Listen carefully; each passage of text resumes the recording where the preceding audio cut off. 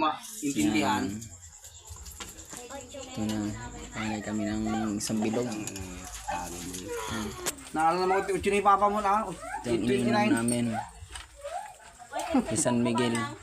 Pag na binubo, sa ibabaw si San...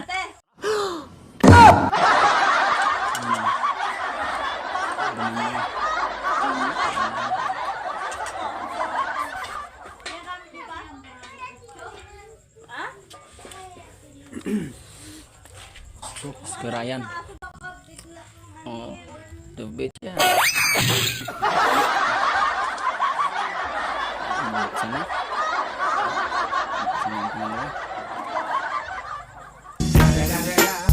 It's the motherfucking Eagle Double G. Snoop Dogg.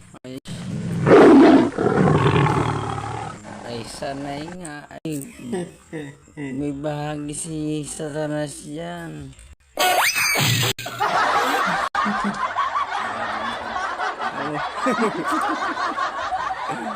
Malupit na.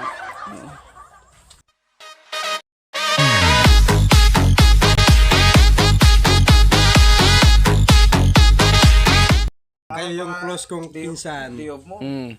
Tapos ikaw, tapos si Richard. Mm. Tapos si Richard pumunta rin sana dito eh. Asawa niya. Isama mo kaya? Ay, hindi. Ayaw yun. Nagagalit yung asawa.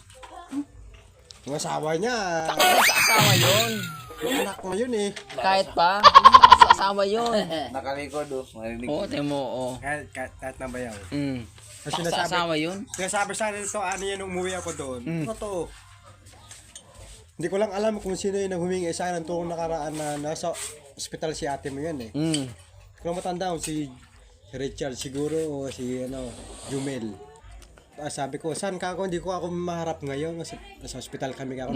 Yung sakto na operahan si ate mo. Ay, yun Ikaw, nga. panganay ka, ikaw magswito. Ay, oo. Sa kapatid Pero kasi- ngayon, sabi ko sa kapatid ko, at sa hipag ko, sabi ko, ay hipag, mas maganda na sa probinsya ka na lang. Doon ka na ito manirahan. Dahil sa probinsya, wala doong bayad. Dito sa Maynila, Ay, puto rin. kahit yung pang CR mo, babayaran mo pa. Kahit yung